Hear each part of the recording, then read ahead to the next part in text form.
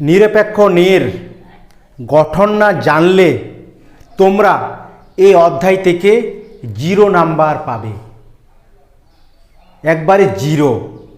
যদি তোমরা এই অধ্যায় থেকে 10-এ 10 পেতে চাও তাহলে অবশ্যই তোমাদেরকে নিরপেক্ষ নের গঠনটি জানতেই লাগবে। নিরপেক্ষ নের গঠনে কোন কোন পদ বসে, নিরপেক্ষ গঠনে পদগুলির নাম কি, নিরপেক্ষ গঠনের কয়টি বচন থাকে। যদি না জানো, না তোমরা এই অধ্যায় থেকে শর্ট কোশ্চেনের অ্যান্সার করতে পারবে, না তোমরা লজিক করতে পারবে। তাহলে যদি তোমরা এই অধ্যায় থেকে 10-এ 10 পেতে চাও তাহলে তোমাদেরকে এই ভিডিওটি প্রথম থেকে শেষ পর্যন্ত দেখতেই হবে। যদি না পেতে চাও তাহলে তোমরা এখনই ভিডিওটি ছেড়ে চলে যেতে পারো। ওকে, তাহলে কি নিরপেক্ষ নের গঠন আমরা সাধারণত যখন লেখা স্টার্ট করি বুঝবে আগে, তারপরে তোমরা লিখবে খাতার মধ্যে। বুঝবে কি যখন আমরা লিখি উপর থেকে নিচে লিখতে লিখতে আসি, কিন্তু নিরপেক্ষ নে মনে রাখবে নিচ থেকে উপরে উঠতে হবে। ওকে, কি বললাম? নিরপেক্ষ নে তোমরা মনে রাখবে নিচ থেকে লিখতে লিখতে উপরে যেতে হবে, শুধু নিরপেক্ষ নের ক্ষেত্রে।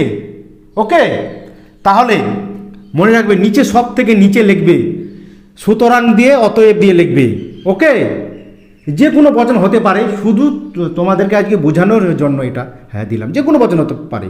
সে হয় ভীরু ব্যক্তি। যখনই এই বাক্যটি তোমরা লিখে দেবে, লেখার পরে এটা কোন বাক্য হবে সিদ্ধান্ত হবে। ওকে, নিরপেক্ষ নের সব থেকে নিচে কোন বাক্য বসবে? সিদ্ধান্ত বসবে। সব থেকে নিচে কিন্তু সিদ্ধান্ত লাইনটি বসবে, মনে রাখবে। তারপরে তোমরা মনে রাখবে এটা কি সিদ্ধান্ত সম্পূর্ণটাই। এটা কোন পদ? এটা কিন্তু উদ্দেশ্য। ওকে, এটা কিন্তু উদ্দেশ্য পদ। এটা কোন পদ? এটা কিন্তু বিধেয় পদ। মনে রাখবে হয়ের আগে উদ্দেশ্য, হয়ের পরে বিধেয় পদ। বিধেয় পদ তোমাদের পরীক্ষা আসতে পারে শর্ট কোশ্চেন। সিদ্ধান্তের উদ্দেশ্য পদকে কোন পদ বলে? কি বললাম? সিদ্ধান্তের উদ্দেশ্য পদকে কোন পদ বলে? মনে রাখবে পক্ষপদ বলে। পক্ষপদ। ওকে, পক্ষপদ বলে সিদ্ধান্তের উদ্দেশ্য পদকে। ওকে, তারপরে তোমাদের পরীক্ষা আসতে পারে যে নিরপেক্ষ নের সিদ্ধান্তের বিধেয় পদকে কোন পদ বলে? এটা কি বিধেয় পদ, তার মানে বিধেয় পদকে বলে কি সাধ্য পদ। ওকে, সাধ্য পদ। তাহলে যদি পরীক্ষায় আসে যে সিদ্ধান্তে কোন কোন পদ বসে, আসবে নিরপেক্ষ নের সিদ্ধান্তে কোন কোন পদ বসে? পক্ষপদ আর সাধ্যপদ বসে। বা এই কোশ্চেনটি তোমাদের ঘুরে আসতে পারে যে সিদ্ধান্তের বিধেয় পদে কোন পদ বসে? সাধ্যপদ। সিদ্ধান্তের উদ্দেশ্যতে কোন পদ বসে? পক্ষপদ। চলে গেল এটা কি সিদ্ধান্ত। এবার সিদ্ধান্তের উপরে কোন কোন পদ বসবে মনে রাখবে। মনে রাখবে সিদ্ধান্তের উপরে এটা কি অপ্রধান আশ্রয় বাক্য। সিদ্ধান্তের উপরে কোন পদ বসবে?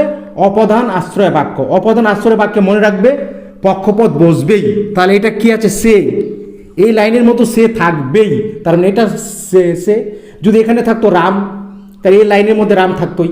ওকে, যদি থাকতো মানুষ, পক্ষটা বলছে কিন্তু পক্ষটা, তাহলে এই লাইনে কিন্তু পক্ষ থাকতো। এখানেও বসতে পারে পক্ষটি, এখানেও বসতে পারে, এটা কোনো নিয়ম নেই। তার মানে এটা যদি হয় সে পক্ষপদ, তার মানে এটাও কি সে, তার মানে এটাও কি পক্ষপদ।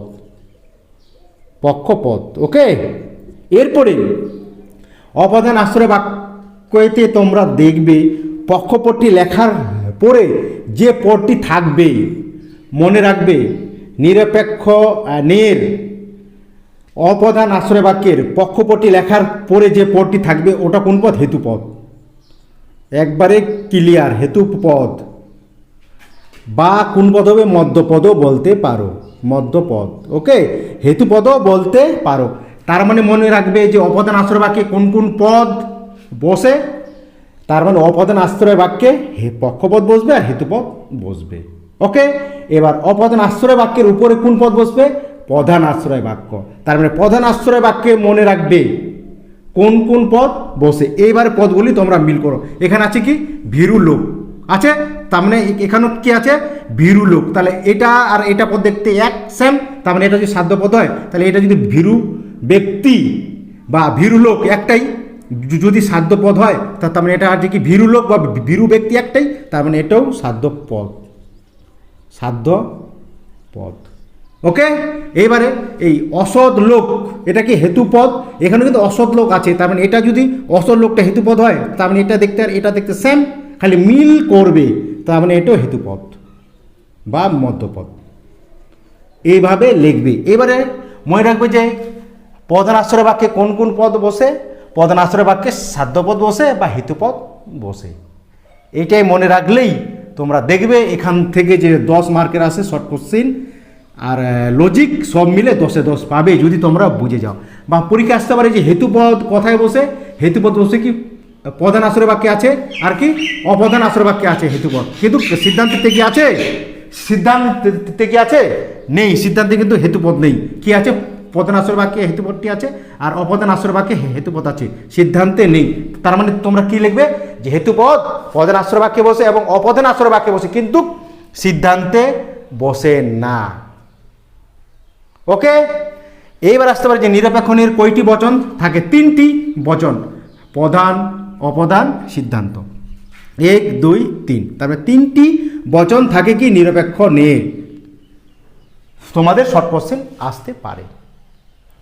যদি তোমরা এইটি ভালো মতো করে বুঝে যাও তাহলে অবশ্যই তোমরা নিরপেক্ষ নের যদি লজিক আসে পারবে, শর্ট কোশ্চেন যে বললাম পারবে, পারবেই, কত নাম্বার কাটবে না।